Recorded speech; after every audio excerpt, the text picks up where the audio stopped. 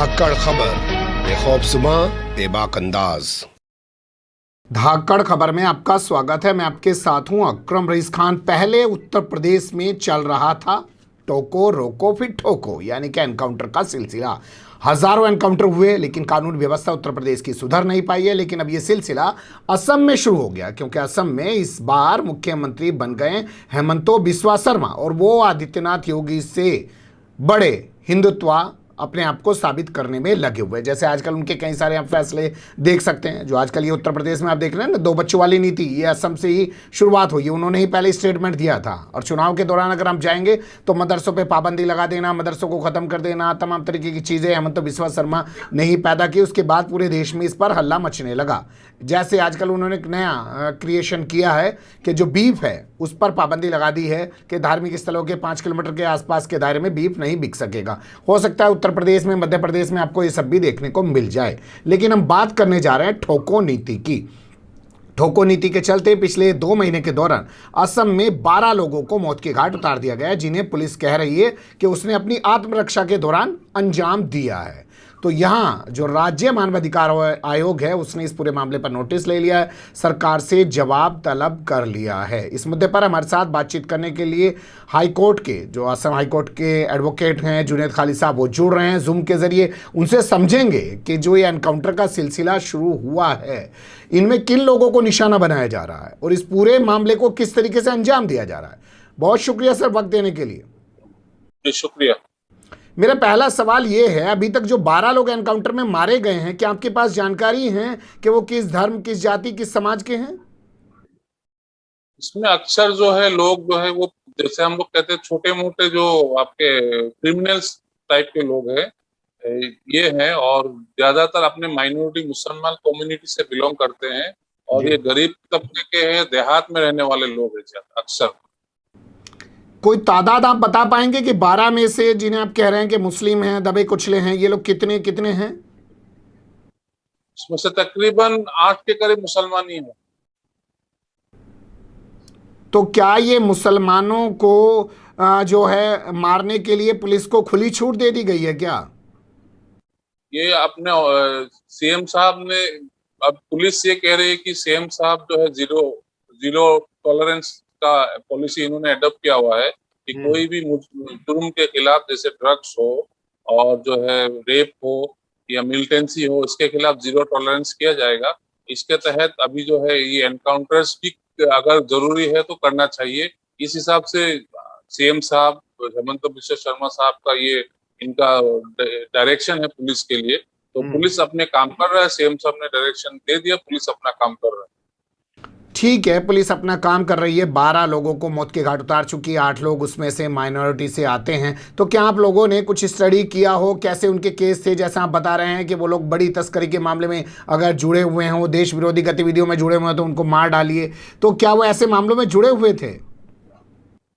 अभी ये तो इन्वेस्टिगेशन का मैटर है, वो मामलों में जुड़े हुए हैं नहीं हुए हैं ये तो अभी इन्वेस्टिगेशन ही बताएगा। लेकिन जैसे हम लोग टीवी और मीडिया में देखते हैं, जो जहां जहां एनकाउंटर किया गया है उन लोगों को बाकायदा अपने घरों में एनकाउंटर कर दिया गया है, या जो है अपने आसपास थे उनको, तो जो जो हम लोग अनुमान लगा सकते हैं कि ये जो लोग मारे गए हैं वो मतलब शायद एनकाउंटर ना हो, तो शायद एनकाउंटर ना हो, बल्कि ये सोची समझी साजिश के तहत मारा गया उनको। और क्योंकि ये लोग ट्रेन मिलिटेंट्स नहीं है, ये तो उग्रपंथी जो होते हैं, मिलिटेंट्स टेररिस्ट जो होते हैं, वो आर्म्स के ट्रेनिंग लिए हुए हैं। अब पुलिस ये बता रहा है कि जो है ये लोग पुलिस से हथियार लेके भाग रहे थे, पुलिस को शूट किया, फिर पुलिस ने अपने बचाव में इनको शूट करना पड़ा। अच्छा, ये जो है ये तो छोटे मोटे ड्रग्स पेडलर है, कुछ रेप के एक्यूज्ड हैं, तो इनको आर्म्स का ट्रेनिंग कहाँ मिला? ये तो गांव देहात में रहने वाले लोग हैं, तो इनको आर्म्स का ट्रेनिंग कहाँ मिला? तो ये बिल्कुल ये एक तो कॉन्ट्राडिक्ट वर्जन है कि जो है इनको जो है ये पुलिस को मारने के लिए ये लोग आर्म्स लेके भागे थे, फिर पुलिस ने अपने बचाव में इनको शूट किया। तो ये बिल्कुल कॉन्ट्राडिक्ट एक वर्जन है, और इसके ऊपर हम लोगों का शक का दायरा बढ़ जाता है कि शायद ही मुसलमानों को ये टारगेट किया जा रहा है। सही आप कह रहे हैं कि बताइए, पुलिस ये कहानी बता रही कि हमारा ही हथियार छीन के हमारे ऊपर ही फायरिंग कर रहे थे और हमने अपनी जान बचाने के लिए इनको मार दिया, यानी कि इनमें से ज़्यादातर लोगों के पास हथियार भी नहीं था। क्या आपको लगता है जिस तरीके से राज्य मानवाधिकार आयोग ने इस मामले को उठाया, रिपोर्ट तलब की है, क्या कुछ होगा? बिल्कुल होगा, क्योंकि जो है जो जो पुलिस का स्टेटमेंट है और जो है ऑन द स्पॉट जो है लोगों का जो हाल है वो बिल्कुल अलग है। बहुत बहुत उसमें फर्क है, कॉन्ट्रडिक्ट है दोनों।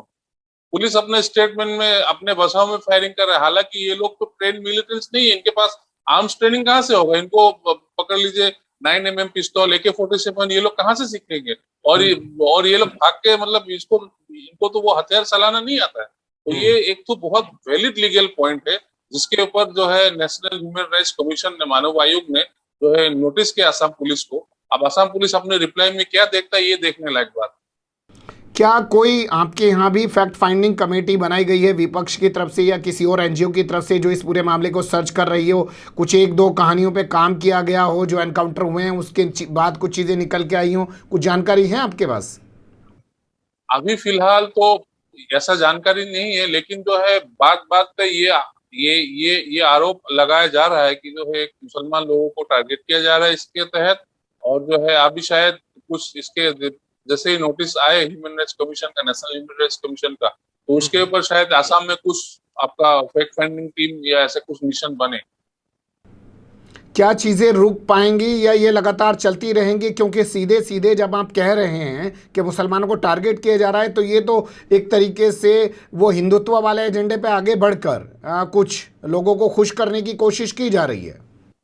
यहाँ आसाम में जब से ये बीजेपी सरकार आया है और हेमंत बिश्व शर्मा सीएम बने हैं, तब से पूरी की पूरी प्लानिंग, जैसे एविक्शन हो गया, मुसलमान एरियो में एविक्शन हो गया, मदरसों का बंद होना, अभी जो है टू साइल पॉलिसी मुसलमानों को ऊपर लाजिम कर देना, ये टू साइल पॉलिसी मुसलमान के ऊपर ही लागू होगा, दूसरे कम्युनिटी के ऊपर लागू नहीं होगा। उसके बाद अभी जो है काउ स्लॉटर एक्ट ला रहा है। तो पूरा ये एक साजिश के तहत जो है मुसलमानों को कैसे घेर रहा है ये सरकार, और उनकी जो हक है, उनके फंडामेंटल राइट्स है, उनको कैसे डिप्राइव किया जा रहा है, उस मतलब उस फुल प्रूफ प्लानिंग के साथ ये जो है गवर्नमेंट काम कर रहा है।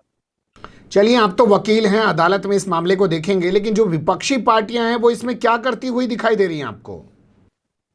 विपक्ष के लोग इसको असेंबली में इस मामले को उठा रहे हैं। उस AIUDF के लेजिस्लेटर है, वो कह रहे हैं कि मुसलमानों को हमला टारगेट किया जा रहा है। और पूरे पूरे पूरे जो है ऑपोजिशन एक एक लफ्ज में ये कह रहा है कि इसके ऊपर तहकीक होना चाहिए, ये एनकाउंटर्स के ऊपर जो है एक इंक्वायरी बैठना चाहिए। और अभी फिलहाल हम लोग का असेंबली, आसाम का असेंबली सेशन, बजट सेशन चल रहा है, 1 महीने का बजट सेशन है, वो चल रहा है। अब शायद इस दौरान जो है गवर्नमेंट कुछ डिक्लेयर करे प्रेशर में आके। क्या आप लोग इस मामले को अदालत में भी ले जा सकते हैं? क्योंकि मानवाधिकार आयोग तो चलिए अपनी रिपोर्ट मांग ही रहा है। परसों जो है एक लड़के को, जो तकरीबन 20-21 साल का लड़का था, मुसलमान, अपने घर में था, सुबह सुबह का वक्त था, उसको जो है नौगांव पुलिस के टीम ने जाके घर में जाके उसको एनकाउंटर करके मौत के घाट उतार दिया। तो इस केस को हम लोग सीरियसली ले रहे हैं, और इसके लिए हम लोग जो है अभी human rights commission, high court, चाहे सुप्रीम कोर्ट, इसके लिए भी हम लोग फाइट करेंगे। इन आरोपों में कितनी सच्चाई है कि कहा जा रहा है कि पहले उनको जंजीरों से या हथकड़ियों से बांध दिया जाता है और उसके बाद उनका एनकाउंटर किया जाता है? इन आरोपों में कितनी सच्चाई है? जो मौका वारदात पे जितने भी गवाह हैं, और जैसे सोशल मीडिया वगैरह में जो इंडिपेंडेंट पर्सन्स आ रहे हैं उनके जो है, उनसे तो यही कहा जा रहा है ये लोग बेकसूर, इनको मालूम ही नहीं है। पुलिस आता है, इनको पकड़ पकड़ के ले जाता है कि एक सुनसान जगह में, फिर इनके लाश जो है डेड बॉडी वापस आता है। तो इन सब चीजों से ये मतलब ये बात साबित हो रहा है कि जो है इनको बाकायदा सोची साजिश सेहत के तहत इनको मारा जा रहा है, कोई एनकाउंटर नहीं हो सकता है। हेमंत बिश्व शर्मा जब से सीएम बने हैं या उससे पहले जब वो सीएम नहीं थे, तब भी वो सीएम की तरह काम करते थे, शिक्षा मंत्री के तौर पे सर्बानंद सोनोवाल के साथ रहते हुए।